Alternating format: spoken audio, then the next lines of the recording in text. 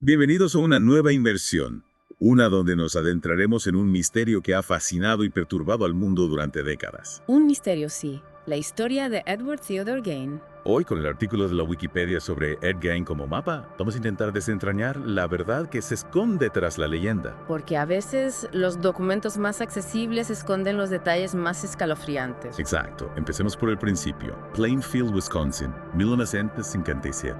Un pequeño pueblo aparentemente tranquilo. Hasta que la policía llega a la granja de Ed Gein buscando a una mujer desaparecida, Bernice Worden. Lo que encontraron ahí, bueno, digamos que no estaban preparados para semejante escenario. La escena del crimen, ¿verdad? Ah, He leído que era algo indescriptible. Imagínate, el cuerpo de Bernice Worden, mutilado y colgado como si fuera un animal de caza. Un horror. Y ese era solo el principio. ¿Qué más encontraron? La casa estaba llena de objetos que desafiaban cualquier atisbo de humanidad. Objetos hechos con... Piel humana. Es difícil asimilar. Cráneos convertidos en cuencos. Muebles tapizados con piel humana. Una colección de órganos conservados con una precisión macabra. ¿Qué nos dice todo esto sobre la mente del hombre que los creó? Es una pregunta compleja, sin una respuesta fácil. Pero tenemos que intentarlo, ¿no? Empecemos por la infancia de Ed Gein.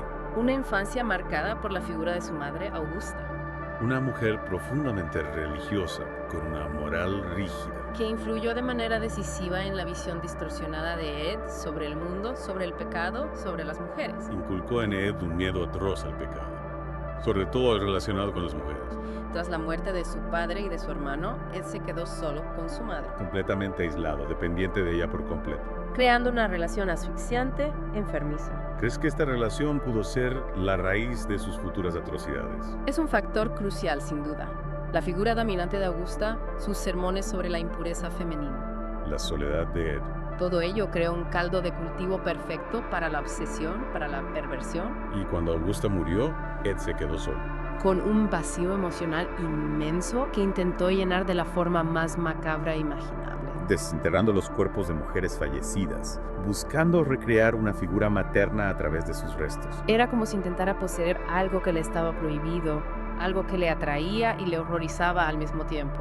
Una obsesión por la anatomía femenina, por la piel. Por la posibilidad de transformar los cuerpos, de desafiar los límites de lo aceptable.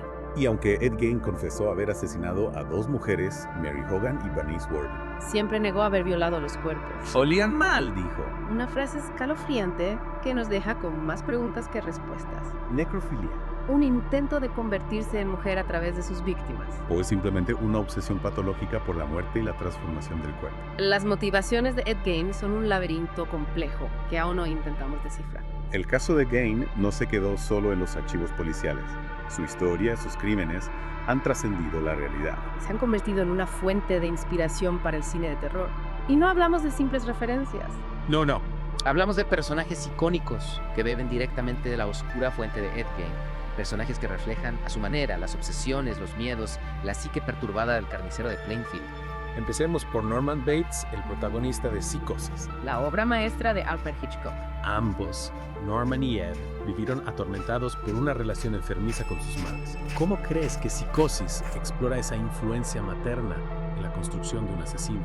Psicosis nos muestra cómo la figura materna puede convertirse en una fuerza castradora, capaz de anular la identidad del hijo y empujarlo hacia la locura. Norman, incapaz de separarse del recuerdo de su madre, acaba convirtiéndose en ella, adoptando su personalidad, cometiendo crímenes en su nombre. Esa necesidad de convertirse en la madre, de poseerla de alguna manera, también la vemos en Ed Gein, aunque de una forma mucho más macabra. Totalmente. Mientras Norman se limita a vestirse con la ropa de su madre, Ed va un paso más allá, intentando recrear una figura materna a partir de los restos de sus víctimas. Esa diferencia refleja la intensidad de la obsesión de Gein, su necesidad de traspasar los límites de lo humano. Hablando de traspasar límites, El silencio de los corderos también bebe de la figura de Ed Gein para crear a Buffalo Bill, otro asesino fascinado por la piel humana. ¿Qué paralelismos podemos encontrar entre ambos personajes? En Buffalo Bill vemos reflejada la obsesión de Gein por la transformación del cuerpo.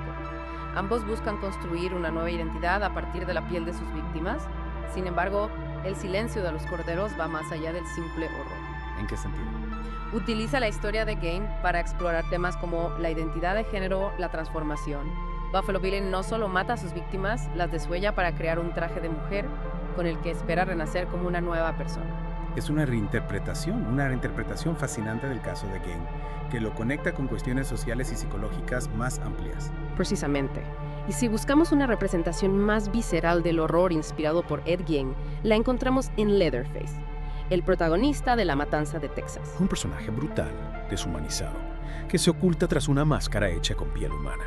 Al igual que Gein, decora su hogar con restos de sus víctimas, creando un ambiente macabro que refleja la oscuridad de su alma. Leatherface representa el horror más primitivo, la violencia sin filtro. Su máscara de piel humana es un símbolo de su propia deshumanización, de la pérdida de identidad que lo lleva a cometer actos atroces. Es interesante ver cómo 3 películas tan diferentes se inspiran en el mismo caso real, para explorar temas tan complejos como la identidad, la transformación, la relación con la madre, la violencia. Es un testimonio del impacto que ha tenido el caso de Ed Gein en nuestra cultura.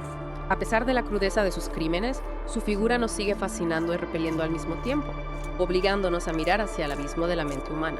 Y a preguntarnos qué lleva a un ser humano a convertirse en un monstruo. ¿Es la maldad innata o es un producto de las circunstancias? Esa es la pregunta clave, ¿verdad? Y la respuesta, como suele ocurrir en estos casos, se pierde en los laberintos de la mente humana. Quizás no haya una única respuesta, sino una combinación de factores. La educación, el entorno, la genética, la experiencia personal. Y también el azar, la impredecibilidad de la vida que puede llevar a una persona por caminos insospechados. Exacto. El caso de Ed Gein nos recuerda que la línea que separa la normalidad de la locura es más fina de lo que pensamos.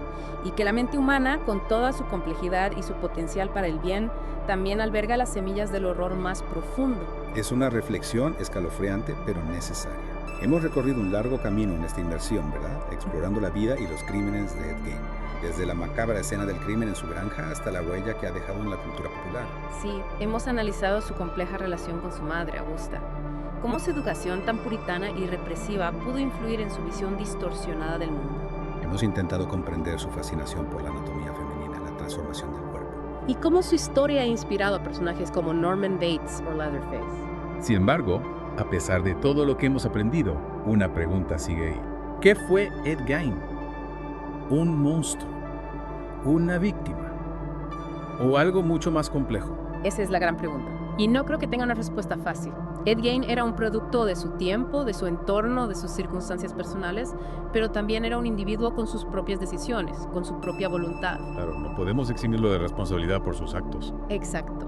Pero creo que es importante entender el contexto, entender para aprender, para intentar prevenir. Entender, no justificar. Por supuesto que no.